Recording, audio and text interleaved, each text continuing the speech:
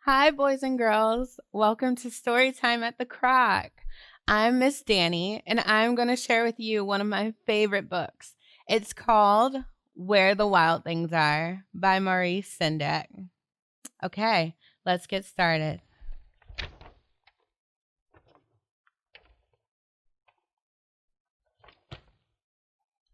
The night Max wore his wolf suit and made mischief of one kind and another. His mother called him Wild Thing, and Max said, "I'll eat you up." So he was sent to bed without eating anything. That very night, in Max's room, a forest grew and grew. Have you ever had a forest in your room? And grew until his ceiling hung with vines, and the walls became the world all around. And an ocean tumbled by with a private boat for Max, and he sailed off through the night and day, and in and out of weeks, and almost over a year, to where the wild things are.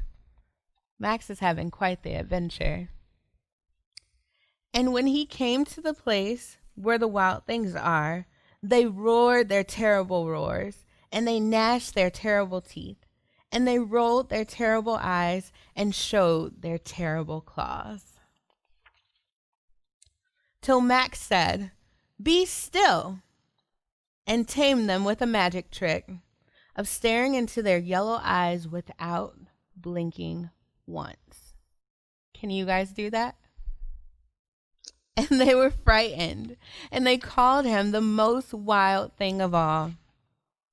And they made him king of all the wild things. And now, cried Max, let the wild rumpus start. And they danced, and they swung on trees, and they had a great time. "Now stop," Max said, and he sent the wild things off to bed without supper. And Max, the king of all wild things, was lonely and wanted to be where someone loved him best of all. Then all around, from far away across the world, he smelled good things to eat. So he gave up being king of where the wild things are. But the wild things cried, "Oh no, please don't go. We'll eat you up. We love you so." And Max said, "No."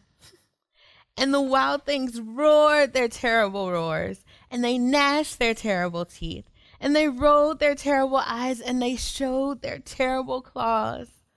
But Max stepped into his private boat and waved goodbye.